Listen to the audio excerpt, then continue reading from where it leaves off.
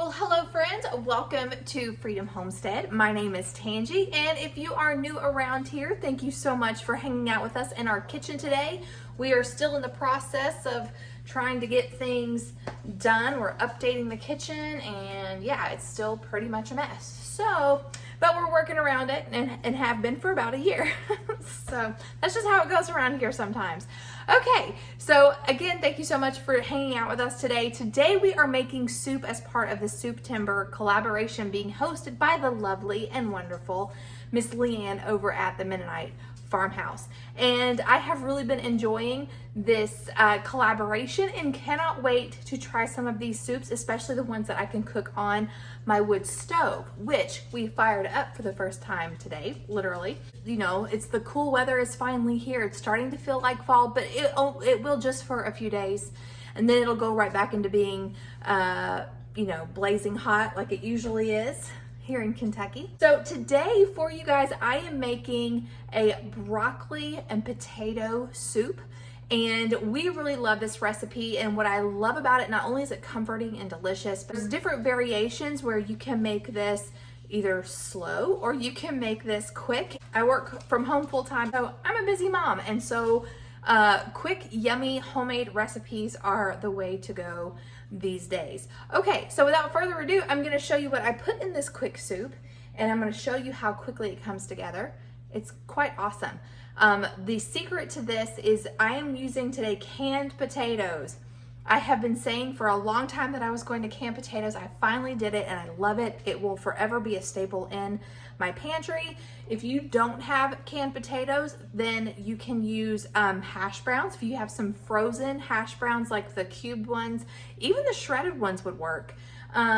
If you don't have that, then you can just use fresh potatoes. I'm also using frozen broccoli. You can use fresh broccoli if you want to, but I like how quick and convenient using frozen broccoli florets is for this recipe. So, all right, so let me show you what is going in this soup. Okay, I will have the measurements down below in the description box for you guys, but I have 2 bags of frozen broccoli, a quart of canned potatoes, a quart of chicken broth, some real bacon pieces. You can use just regular bacon. I've got onion powder, garlic powder, salt, milk, 12 ounces of Velveeta, but you can use cheddar cheese if you want to, butter, flour, pepper, and I'm also using dehydrated onions today. You can use fresh. I've preheated my Dutch oven over medium-high heat, and to that I'm going to add 3 tablespoons of butter.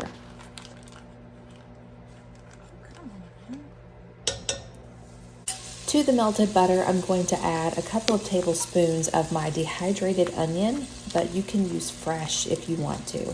If you use fresh, you're going to want to cook it until it's just translucent. For my dehydrated onions, I'm basically just stirring it around in the butter until it's softened. To make our roux, we're going to add a few tablespoons of all-purpose flour. We're going to cook this flour until it starts to smell nutty.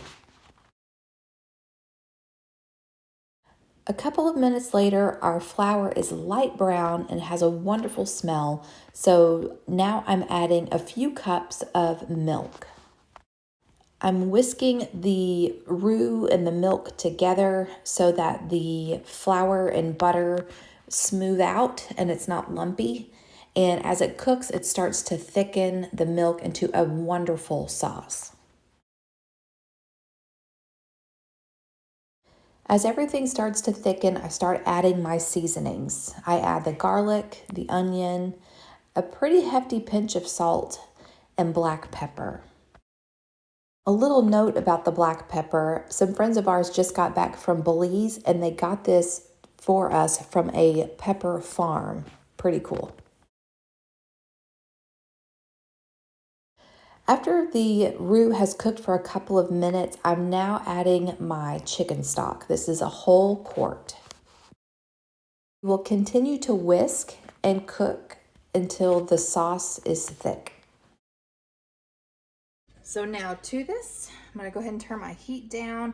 I'm gonna add my jar of I'm gonna add my jar of canned potatoes that I have rinsed to get some of the starch off. And what's beautiful about using canned potatoes is you're just warming it through. You don't actually have to stew it.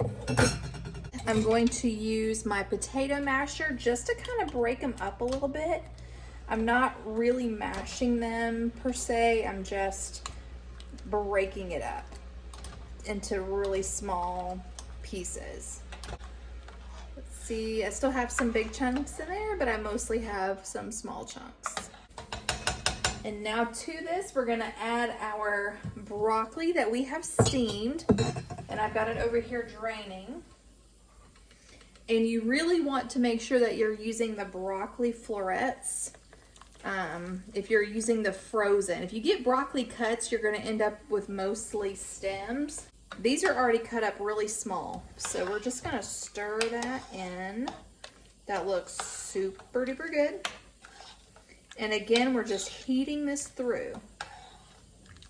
Okay, so as this the temperature comes up, I'm gonna go ahead and add, here I've got 12 ounces of Velveeta.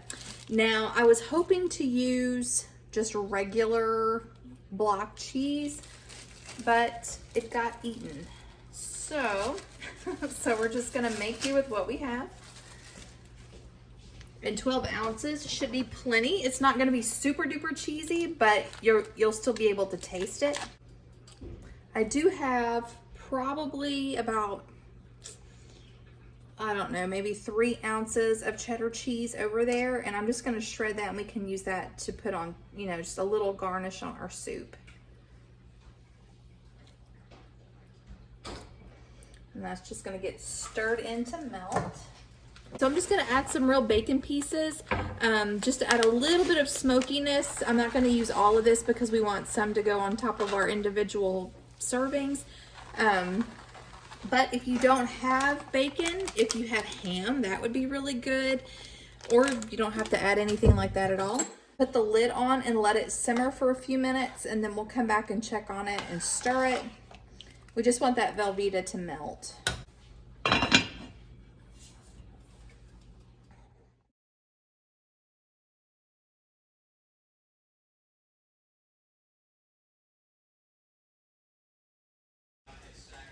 All right, you guys, this is ready.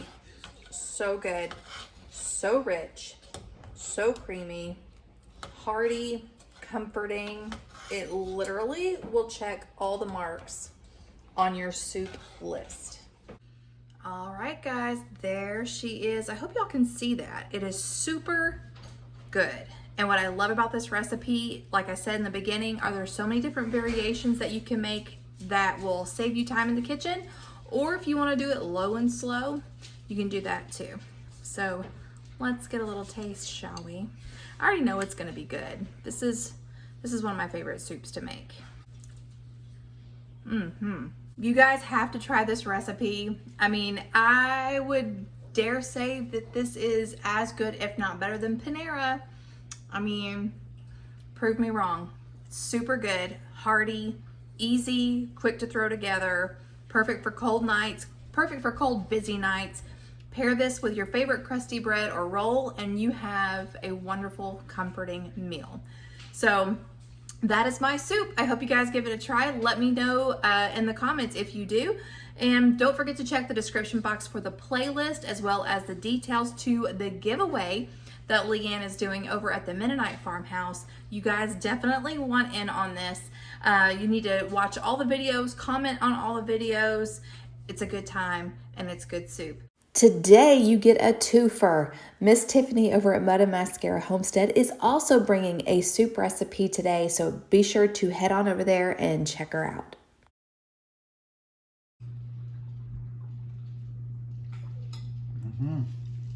Very good. Very good. That's like a comfort soup meal. It's one of those where it's going to be hard to just eat one bowl. But I know it should. Until next time, remember to be vigilant, be prayerful, and be prepared. God bless you all, and we'll catch you in the next one. Bye.